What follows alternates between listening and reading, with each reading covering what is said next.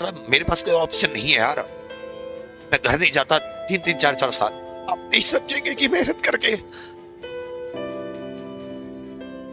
कैसे जोड़ा जाता चीजों।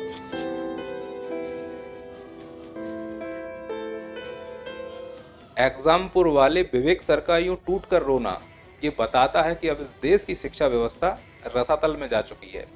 तभी तो एंकरों की नजरों में देश का टीचर दो कौड़ी का है यूट्यूब वाले स्टार टीचर्स जिनको कुछ जानना ना कौड़ी, और छात्र इन एंकरों की नजरों में पाकिस्तानी हैं। और ऐसा तभी संभव हो सकता है जब इस देश में अनपढ़ों की सरकार हो। और सच बताऊं विवेक सर, आंसू पोंछ लीजिए। तुम खुशी मनाओ कि तुम ज्यादा पढ़ लिख नहीं गए, नहीं सोनम वांगचुक की तरह तुम जेल में होते। तुम इसमें संतुष्ट रहो कि चलो थोड़ा कम पढ़े तो कोचिंग ही बंद हुई, कहीं ज्यादा पढ़ लेते तो जेल में होते। और अगर तुमको इज्जत चाहिए तो ऐसे आंसू पोंछो, और तुम चाहते हो कि ये अनपढ़ लोग तुम्हारी इज्जत करें तो राम रहीम की तरह बलात्कार करो, भगवान कसम तुम्हें बगल में बैठा रहेंगे। या शुभेंदु अधिकारी की तरह भ्रष्टाचार करो, मम्मी कसम तुम्हें सीएम बना देंगे। या सम्राट चौधरी की तरह हत्याएं कर दो, तुम्हें बिहार की तरह मुखिया बना देंगे। ना तो विवेक सर तुम हत्यारे हो, ना ही बलात्कारी हो, ना ही भ्रष्टाचारी हो, एक मामूली से दो कौड़ी के टीचर हो तुम। और दो कौड़ी के टीचरों का यही हाल तो होना है। तुम्हारा सबसे बड़ा जुर्म है कि तुम्हारी हिम्मत कैसे हुई इन अनपढ़ों की सरकार में बच्चों को पढ़ाने की। तुम बच्चों को पढ़ाओगे, बच्चे सड़क पर आएंगे, बच्चे सड़क पर आएंगे तो रोजगार मांगेंगे। अब रोजगार दे कहां से? क्योंकि जो सरकारी पेपर हो रहे हैं वो पहले से लीक हो जाते हैं। किसको लीक होते हैं? अरे उन्हीं दलालों को जो इन नेताओं की चाटुकारिता करते हैं, इन नेताओं की होर्डिंग लगाते घूमते हैं। तो वो होर्डिंग का खर्चा कहां से निकलेगा? पेपर लीक कराने से तो पैसा मिलता है उनको। तो तुम उनका धंधा बंद कराना चाहते हो। इससे पहले कि तुम उनकी दलाली का धंधा बंद कराओ, तुम्हारी कोचिंग बंद करा देंगे, करा दी है। क्योंकि मानक पूरे रहे हैं तभी तो रजिस्ट्रेशन हुआ है इसका। संस्थान इस समय खोली दे, कक्षाएं चले, और जो है हम लोगों को जो भी हो सके आप दंड देना चाहें वो दे ले, लेकिन कम से कम बच्चों का भविष्य तो सही होने दें। और कोचिंग बंद कराने का उन्होंने आधार क्या दिया? कोचिंग एग्जामपुर वालों की इसलिए बंद कराई गई क्योंकि कोचिंग जो है ना वो अवैध निर्माण से बनी हुई थी। प्रयाग डेवलपमेंट अथॉरिटी से इतना कहता हूं, कम फूंका करो वे। तुम लोगों पर लौट के केस होना चाहिए कि जब वो टीचर इतने साल से कोचिंग चला रहा है और जब वो बिल्डिंग बनवा रहा होगा, जिसकी भी बिल्डिंग रही होगी, वो नक्शा किसने पास किया? और बड़ी बात है इतने साल से चला रहा है कोचिंग वो टीचर, देसी कट्टे तो बेच नहीं रहा कि गुप्त चला रहा हो। या तुम लोगों की दवा नहीं बेच रहा है कि गुप्त बेच रहा हो, वो तो खुलेआम चला रहा है, लाखों बच्चों को पढ़ा रहा है। तुम्हें तभी क्यों याद आया कि जब विवेक सर ने यूपी लेखपाल पेपर की आवाज उठाई, बच्चों को सड़कों पे उतारा कि तुम अपने अधिकारों के खिलाफ हो रहे अत्याचारों के लिए आवाज उठाओ, तभी तुम्हें क्यों याद आया कि कोचिंग बंद होनी चाहिए। और जिन जिन ने इस देश में पेपर लीक को लेकर, पेपर रद्द को लेकर, छात्रों के ऊपर अत्याचार को लेकर आरोप आवाज उठाई है, उनकी तो हालत यही होनी है। जैसे रवि सर, प्रसिद्ध टीचर है यूपी के, रिस्पेक्टेड टीचर है, टारगेट ऑन कोचिंग चलाते हैं, लाखों बच्चों को पढ़ाया। इनका भी दर्द सुनो। मैं ये कहना चाहूँगा कि कैंडल मार्च निकला क्यों था? कोई परेशानियां नहीं होंगी, नहीं तो कौन ये चाहेगा कि हम कैंडल मार्च निकालें या समस्याएं करें। कोई भाई घर में है, गर्मी है, सब बच्चों के एग्जाम है, बच्चे पढ़ते, सब कुछ अच्छा। तो इन शिक्षकों की ये हालत सोचकर ये लग रहा है कि बेचारों के ऊपर कितना जुल्म हो रहा है। फिर अचानक से याद आया, जुल्म क्यों हो रहा है भैया? ये वही उत्तर प्रदेश है राम राज्य वाला, जहां सरकारी स्कूल बंद कर दिए गए हैं। उत्तर प्रदेश के 27,764 प्राथमिक स्कूलों पर ताला लगने जा रहा है। 5,000 स्कूलों पर ताला लग चुका है। जो बच्चे कुछ दूरी चलकर अपने स्कूल पहुंच जाते थे, अब मुमकिन है उन्हें कुछ ज़्यादा दूरी तय करनी पड़े। अब जब सरकारी स्कूल ही नहीं चाहती जो सरकार, तो वो शिक्षकों का क्या करेगी? वो शिक्षक बच्चों को पढ़ाएंगे, बच्चे रोजगार मांगेंगे। इससे अच्छा कि बच्चे रोजगार मांगे, शिक्षकों को ही खत्म कर दो। इसीलिए प्रोपेगेंडा चलाया जा रहा है दलाल न्यूज एंकरों के द्वारा, दो कौड़ी के शिक्षक, क्योंकि ना खुद पढ़े लिखे हैं और ना दूसरों को पढ़ते हुए देखना चाह रहे हैं। अब तो ऐसा लग रहा है इन लोगों का मंत्र है, ना पढ़ूंगा ना पढ़ने दूंगा। और जिन आधारों को लेकर कोचिंग बंद कराई है, मैं उत्तर प्रदेश सरकार से और डेवलपमेंट अथॉरिटी से इतना पूछ रहा हूँ कि तुम्हें ऐसा लग रहा है कि वो अवैध निर्माण हुआ, पर जो अभी उत्तर प्रदेश में पुल गिरा है हाल ही में, वो अवैध निर्माण नहीं लगा? तो उस पुल बनाने वाली कंपनी को तुमने बैन कर दिया क्या?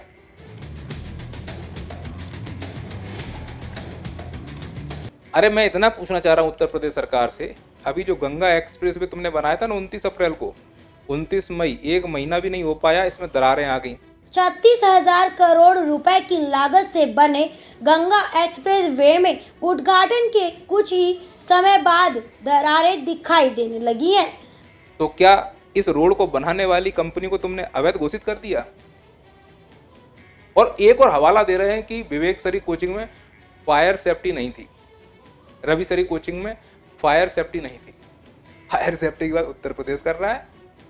नोएडा की बिल्डिंग में आग लगी, पानी नहीं पहुंचा पा रहे थे, ऐसा लग रहा था होली में छोटी वाली पिचकारी चला रहे हो। पैसा कहाँ गया हमारे टैक्स का? फायर सेफ्टी, तुम खुद खतरे में हो बे। झांसी के हॉस्पिटल में अग्निकांड हुआ, कहाँ है फायर सेफ्टी? चिल्ड्रन वार्ड में आग भड़की और चारों तरफ धुआं ही धुआं फैल गया। देखते ही देखते आग की लपटें उठने लगी और पल भर में 10 नवजात बच्चों की लाशें वार्ड में बिछ गई। तो ये फायर सेफ्टी वाले तब क्यों याद आते हैं जब लगता है कि नहीं ऐसे टीचर आवाज उठा रहे हैं? घटना होने से पहले याद क्यों नहीं आती? फायर सेफ्टी की बात कर, शिक्षा मंत्रालय में आग लग गई इस देश में। क्या जांच की आज से पहले ही सीबीएसई नीट से जुड़े डॉक्यूमेंट्स, फाइल्स जलकर खाक हो गए हैं? और तुम फायर सेफ्टी का हवाला दे रहे हो बे? चलो मानते हैं नियम कानून बना है, पर ये नियम कानून ऐसा क्यों लगता है कि किसी विरोधाभास के रूप में यूज किया जाता है? तब तक ढील पट्टी देंगे जब तक सरकार के पक्ष में हो। सरकार के विरोध में गए तो कानून का इस्तेमाल कर लिया जाएगा। अगर कानून का इस्तेमाल किया जाए ना, इस देश के 98% नेता मंत्री भगवान कसम जेल में हो। 98% ऐसे करोड़ करोड़ के अगर पूछा जाए तो। ये कोचिंग बंद करने से टीचर तो परेशान होगा ही होगा, इनसे जो जुड़े बच्चे हैं उनका कितना नुकसान हो रहा होगा।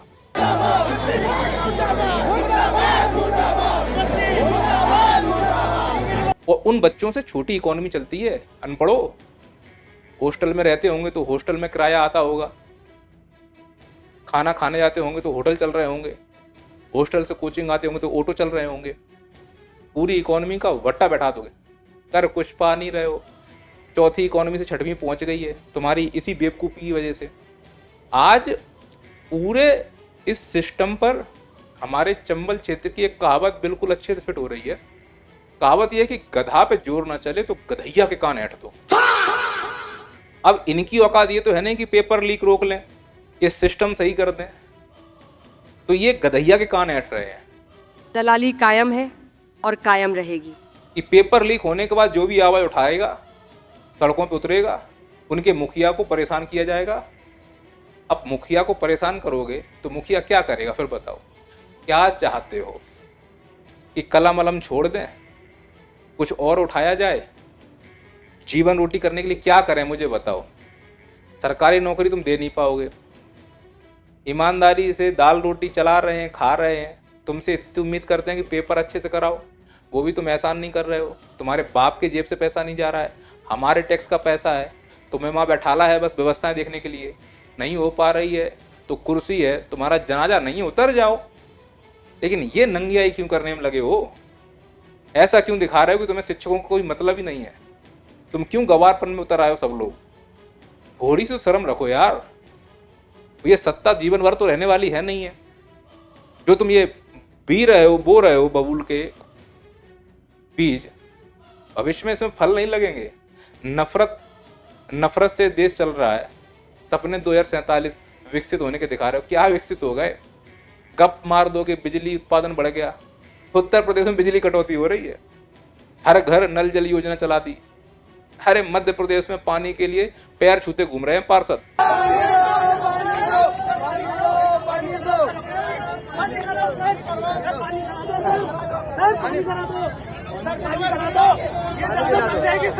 रेल नेटवर्क बिछा दिया, अरे बच्चे ऐसे लटक के जा रहे हैं। ये देखिए भाई साहब, हवाई चप्पल वालों को हवाई जहाज में बैठा लेंगे। अरे तुम ट्रेन में नहीं बैठा पा रहे हो। देखो ट्रेन में मात्र 3 जनरल कोच और चढ़ने वाले इतने, जहां तक आपको नजर जाएगी ना वहां तक यात्री यात्री, और ट्रेन हम दुनिया की सबसे बड़ी इकोनॉमी बनाएंगे, लौट के 6वें नंबर की हो गए हैं, रुपया को मजबूत कर देंगे, सबसे बेस्ट कंडीशन में है भारतीय करेंसी। ये ऐसे नहीं होता मित्रों, मैं शासन में बैठा हूं, मुझे मालूम है इस प्रकार से रुपया इतनी तेजी से गिर नहीं सकता। डीजल पेट्रोल सस्ता मिलेगा, महंगा मिल रहा है, महंगाई कंट्रोल कर लेंगे। अरे रीढ़ की हड्डी टूट चुकी है महंगाई से, 2 करोड़ रोजगार देंगे। अरे रोजगार तो छोड़ो, जिनका रोजगार उन्हें छीनने में लगे हो, तो तुम लोग तो बहरूपिये हो, फिर भी पता नहीं क्यों तुम्हारे समर्थन में लोग खड़े हुए हैं। बस जो तुम्हारे समर्थन में खड़े हैं वो देशभक्त हैं, और जो तुम्हारी अव्यवस्था पे सवाल उठाएं वो देशद्रोही हैं। कोचिंग बंद करा दो, रोजगार छीन लो उनका, इसका परिणाम क्या होगा ये तो बताओ। और भारत के सभी शिक्षकों से इतना कहना चाह रहा हूं, ये बरसाती मेंढकों की तरह मत बोलो। एक शिक्षक पे अत्याचार हुआ है मतलब सब पर माना जाए, फिर ये मत देखो इन्हें फायदा हो रहा है, नुकसान हो रहा है, क्या हो रहा है, कैसे हो रहा है, फिर इनके व्यक्तिगत आचरणों पर ध्यान मत दो। फिर तो बात शिक्षक जगत की है, वो शिक्षक हैं, कर रहे हैं काम। शिक्षक छोटा बड़ा नहीं होता है, और इन्होंने दिया है। यूपी को तो एहसान मानना चाहिए इन शिक्षकों का कि घर घर इतनी सस्ती एजुकेशन पहुंचा रहे हैं ये। पर कंपटीशन इतना है, ये हट जाएंगे तो हमें फायदा हो जाएगा। वो लगे होंगे, चिपके होंगे, हो सकता है कि वो बॉन्ड दे दें। आजकल हालत तो बहुत बुरी हो चुकी है ना, कंप्रोमाइज करने में लगे हुए हैं। लड़े हो, साथ हैं आपके और साथ रहेंगे। जरूरत पड़ी तो जमीन पर उतरेंगे, और जमीन पर उतरने की तैयारी जरूरी है। शायद इसीलिए ये आ रहा है।